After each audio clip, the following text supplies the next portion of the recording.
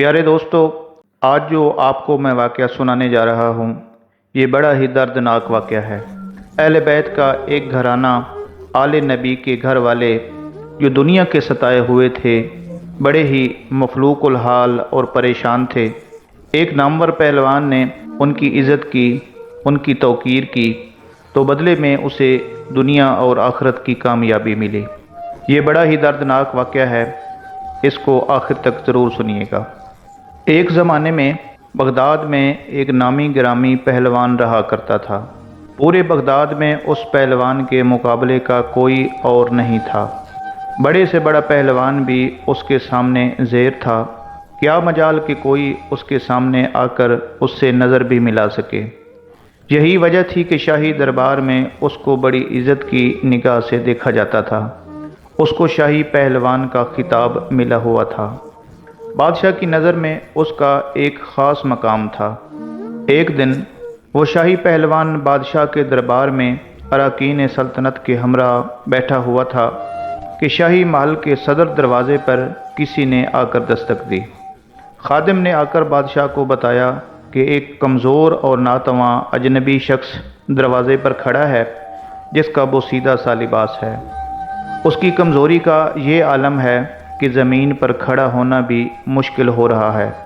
उसने ये पैगाम भेजा है कि पहलवान को मेरा पैगाम पहुंचा दो कि कुश्ती में वो मेरा चैलेंज कबूल करे।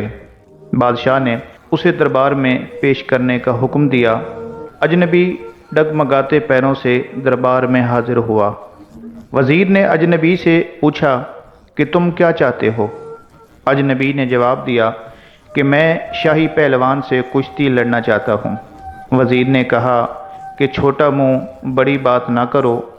क्या तुम्हें मालूम नहीं कि इस शाही पहलवान का नाम सुनकर बड़े बड़े पहलवानों को पसीना आ जाता है। पूरे शहर में इसके मुकाबले का कोई नहीं, और तुम जैसे कमज़ोर शख्स का इस शाही पहलवान से कुश्ती लड़ना तुम्हारी हलाकत का सबब भी हो सकता है। अजनबी ने कहा कि पहलवान की शोहरत ही मुझे यहाँ तक खींच लाई है, और मैं आपको ये साबित करके दिखाऊंगा कि इस पहलवान को शिकस्त देना मुमकिन है। मैं अपना अंजाम जानता हूँ। आप इस बहस में न पड़ें, बल्कि मेरे चैलेंज को कबूल किया जाए। ये तो आने वाला वक्त ही बताएगा कि शिकस्त किसका मुकद्दर होती है। वो शाही पहलवान बड़ी हैरत से आने वाले अजनबी की बातें सुन रहा था। बादशाह ने कहा कि अगर समझाने के बावजूद ये बज़िद है तो अपने अंजाम का ये ख़ुद ज़िम्मेदार होगा, लिहाजा इसका चैलेंज कबूल कर लिया जाए। बादशाह का हुक्म हुआ और कुछ ही देर के बाद कुश्ती की तारीख़ और मकाम का ऐलान कर दिया गया। पूरे बगदाद में इस चैलेंज का तहलका मच गया। हर शख्स की ये ख्वाहिश थी कि इस मुकाबले को देखे। तारीख़ जूँ जूँ करीब आती गई, लोगों का इश्तियाक भी बढ़ता गया। उनका इश्तियाक इस वजह से था कि आज तक उन्होंने तिनके और पहाड़ का मुकाबला कभी नहीं देखा था। दूर दराज के मुल्कों से भी सयाह ये मुकाबले देखने के लिए आने लगे। उस शाही पहलवान के लिए ये मुकाबला बहुत ही पुरअसरार था, और उस पर एक अनजानी सी हैबत तारी होने लगी। इंसानों का ठाठे मारता हुआ समंदर शहर बगदाद में उमड़ आया था। शाही पहलवान की मुल्क गिर शोहरत किसी तारुफ की मोहताज नहीं थी। वो अपने ज़माने का माना हुआ पहलवान आज एक कमज़ोर और नातवां इंसान से मुकाबले के लिए मैदान में उतर रहा था। अखाड़े के अतराफ लाखों इंसानों का एक हजूम मौजूद था। बादशाह वक्त अराकीन सल्तनत के हमरा अपनी अपनी कुर्सियों पर बराजमान हो चुके थे। वो शाही पहलवान भी बादशाह के हमरा आ गया था। सब लोगों की निगाहें उस पुरअसरार शख्स की मुंतज़िर थीं, जिसने शाही पहलवान को चैलेंज देकर पूरी सल्तनत में तहलका मचा दिया था। मजमे को यकीन नहीं आ रहा था कि अजनबी मुकाबले के लिए आएगा, ताहम लोग शिद्दत से उसका इंतज़ार करने लगे।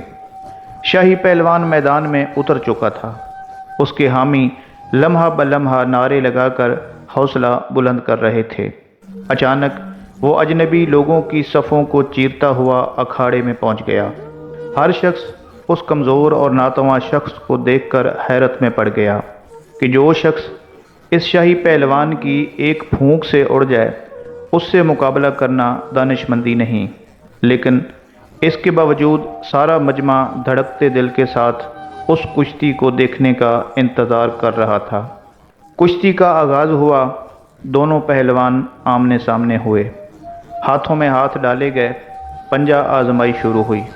اس سے پہلے کہ وہ شاہی پہلوان کوئی داؤ لگا کر اجنبی کو زیر کرتا، اجنبی نے آہستہ سے اس شاہی پہلوان کے کان میں کچھ سرگوشی کی۔ شاہی پہلوان کے چہرے کا رنگ متغیر ہو گیا۔ بہرحال کشتی کا آغاز ہو گیا۔ اجنبی شخص اور شاہی پہلوان نے آپس میں پنجہ آزمائی شروع کر دی۔ کشتی لڑنے کا انداز جاری تھا۔ بوڑھے میں لگتا تھا کہ جوانی لوٹ آئی ہے۔ پینترے بدلے جا رہے تھے، داؤ پیچ کے مظاہرے جاری تھے۔ ہجوم کا جوش و خروش بڑھتا گیا۔ شاہی پہلوان داؤ کے جوہر دکھاتا تو مجمع نعروں سے گونج اٹھتا۔ دونوں باہم گتھم گتھا ہو گئے۔ یکایک لوگوں کی پلکیں جھپکیں، دھڑکتے دل کے ساتھ آنکھیں کھلیں تو ایک ناقابل یقین منظر آنکھوں کے سامنے تھا۔ شاہی پہلوان چاروں شانے چت پڑا تھا اور بوڑھا شخص اس کے سینے پر بیٹھ کر فتح کا پرچم بلند کر رہا تھا۔ پورے مجمع پر سکتہ طاری ہو چکا تھا۔ حیرت کا طلسم ٹوٹا اور لوگوں نے ضعیف فاتح کو کندھوں پر اٹھا لیا۔ میدان کا فاتح لوگوں کے سروں پر سے گزر رہا تھا۔ ہر طرف انعام و اکرام کی بارش ہونے لگی۔ ضعیف فاتح پہلوان بیش بہا قیمتی انعامات لے کر اپنے گھر کی طرف چل دیا۔ اس شکست سے شاہی پہلوان کا وقار لوگوں کے دلوں سے ختم ہو چکا تھا۔ ہر شخص انہیں حقارت سے دیکھتا ہوا گزر رہا تھا۔ زندگی بھر لوگوں کے دلوں پر سکہ جمانے والا آج انہی لوگوں کے طعنے سن رہا تھا۔ ضعیف پہلوان کو شاہی دربار سے مکمل انعام و اکرام ادا کر دیا گیا، تاہم بادشاہ وقت کو اپنے شاہی پہلوان کی شکست ہضم نہیں ہو رہی تھی۔ شاہ وقت نے اپنے شاہی پہلوان کو بلا بھیجا اور شکست کے بارے میں پوچھنے لگا۔ بادشاہ کہنے لگا کہ پہلوان، تم نے ہمیں شرمندہ کر دیا، اپنے شاہی وقار اور عظمت کو پاش پاش کر دیا ہے۔ کیا تم بک گئے تھے؟ وہ شاہی پہلوان خاموش رہا۔ بادشاہ نے اونچی آواز میں سچ بولنے کا حکم دیا تو شاہی پہلوان نے بادشاہ سے دست بستہ عرض کی کہ جناب والا، میں جرمانہ ادا کرنے کو تیار ہوں، مگر کچھ نہ پوچھیں تو بہتر ہے۔ تاہم بادشاہ نے سختی سے حکم دیا کہ سب سچ بیان کیا جائے۔ پہلوان تھوڑی دیر خاموش کھڑا رہا، پھر عرض کی کہ ہاں حضور، میں جان بوجھ کر ہارا ہوں۔ یہ سچ ہے کہ اپنے شاہی وقار کو پاش پاش کیا ہے۔ مقابلے میں ہار کر جو بے عزتی کا سودا کیا ہے، اس کے سامنے بڑے بڑے رتبے ہیچ ہیں۔ آج سے پہلے اتنا قابل فخر سودا کبھی نہیں کیا۔ یہ تو بہت ہی سستا سودا کیا ہے کہ جس کا منافع بے شمار ہے۔ مجھے اپنی ہار پر کوئی شرمندگی نہیں ہے۔ بادشاہ نے تفصیل سے تمام رودات سنانے کا حکم دیا۔ وہ پہلوان کہنے لگا کہ مقابلے سے قبل بوڑھے پہلوان نے میرے کان میں سرگوشی کے انداز میں کچھ کہا تھا، جس نے میرے اندر ایک زلزلہ برپا کر دیا تھا۔ اس نے میرے کان میں کہا تھا کہ اے پہلوان، میں کوئی پہلوان نہیں ہوں، زمانے کا ستایا ہوا ہوں، میں آل رسول ہوں۔ سادات گھرانے سے میرا تعلق ہے۔ میرا ایک چھوٹا سا کنبہ کئی ہفتوں سے فاقوں میں مبتلا جنگل میں پڑا ہوا ہے۔ چھوٹے چھوٹے بچے شدت بھوک سے بے جان ہو چکے ہیں۔ خاندانی غیرت کسی سے دست سوال نہیں کرنے دیتی۔ رسول زادیوں کے جسم پر کپڑے پھٹے ہوئے ہیں۔ بڑی مشکل سے یہاں تک پہنچا ہوں۔ میں نے اس امید پر تمہیں کشتی کا چیلنج دیا ہے کہ تمہیں حضور اکرم صلی اللہ علیہ وآلہ وسلم کے گھرانے سے عقیدت ہے۔ آج خاندان نبوت کی لاج رکھ لیجئے۔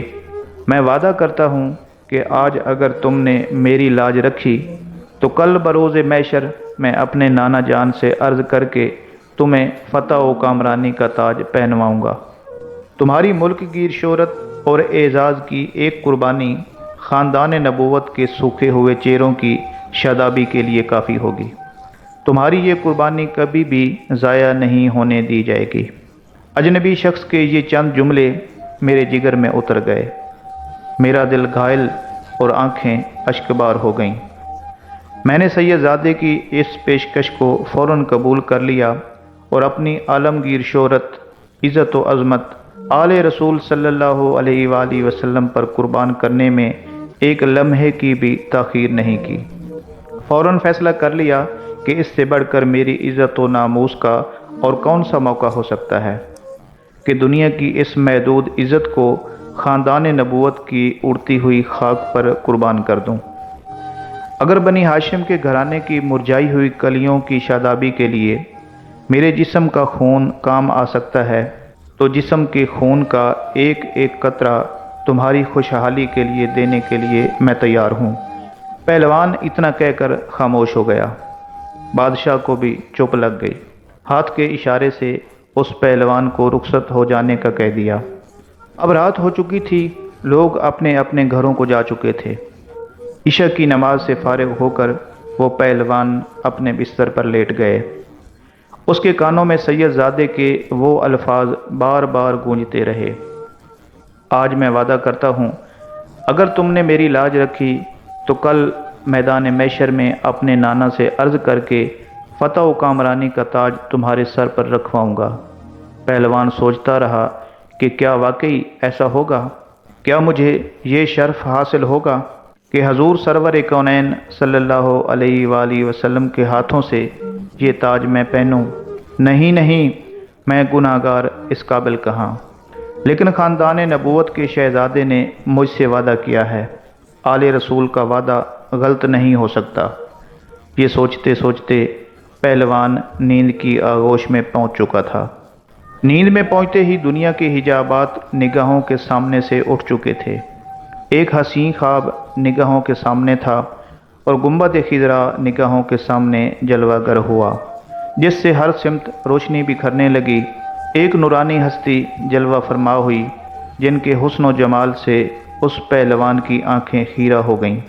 دل کیف و سرور میں ڈوب گیا اور در و دیوار سے آوازیں آنے لگیں، الصلاۃ والسلام علیکہ یا رسول اللہ، الصلاۃ والسلام علیکہ یا حبیب اللہ۔ پہلوان سمجھ گئے کہ یہ تو میرے کریم آقا ہیں جن کا میں کلمہ پڑھتا ہوں۔ فوراً قدموں سے لپٹ گئے۔ حضور علیہ الصلوۃ والسلام نے فرمایا کہ اے پہلوان اٹھو، قیامت سے پہلے اپنی قسمت کی سرفرازی کا نظارہ کرو۔ نبی زادوں کی ناموس کے لیے شکست کی ذلتوں کا انعام قیامت تک قرض رکھا نہیں جائے گا۔ سر اٹھاؤ، تمہارے لیے فتح و کرامت کی دستار لے کر آیا ہوں۔ آج سے تمہیں عرفان و تقرب کے سب سے اونچے مقام پر فیض کیا جاتا ہے۔ تمہیں اولیاء کرام کی سروری کا اعزاز مبارک ہو۔ ان کلمات کے بعد حضور سرور کونین حضرت محمد صلی اللہ علیہ وآلہ وسلم نے پہلوان کو سینے سے لگایا اور اس موقع پر حضور علیہ الصلوۃ والسلام نے حالت خواب میں پہلوان کو کیا کچھ عطا کیا، اس کا اندازہ لگانا بھی مشکل ہے۔ اتنا اندازہ ضرور لگایا جا سکتا ہے کہ جب وہ پہلوان نیند سے بیدار ہوا تو ساری کائنات چمکتے ہوئے آئینے کی طرح اس کی نگاہوں میں سما چکی تھی۔ ہر ایک کے دل اس پہلوان کے قدموں پر نثار ہو چکے تھے۔ بادشاہ وقت نے اپنا قیمتی تاج سر سے اتار کر اس کے قدموں میں رکھ دیا تھا۔ بغداد کے اس نامور پہلوان کا نام جنید تھا، جو آج سید الطائفہ سیدنا حضرت جنید بغدادی رحمۃ اللہ علیہ کے نام سے سارے عالم میں مشہور ہو چکا تھا۔ ساری کائنات کے دل ان کے لیے جھک گئے تھے۔ تو پیارے دوستو، یہ تھی حضرت جنید بغدادی رحمۃ اللہ علیہ کی داستان کہ کیسے ایک نوجوان نے اہل بیت رسول کی عزت کی، ان کی تکریم کی، تو بدلے میں سرور کائنات صلی اللہ علیہ وآلہ وسلم نے عزت اور عظمت کا تاج ان کے سر پہ رکھا اور انہیں دنیا اور آخرت میں کامیابی کی خوشخبری سنائی۔ اللہ کریم سے دعا کرنی چاہیے کہ ہمیں اہل بیت اور صحابہ کرام سے محبت کرنے والا بنائے، اور اہل بیت رسول صلی اللہ علیہ وآلہ وسلم کے صدقے اللہ تعالیٰ میری اور آپ سب لوگوں کی مغفرت فرمائے۔ آمین یا رب العالمین۔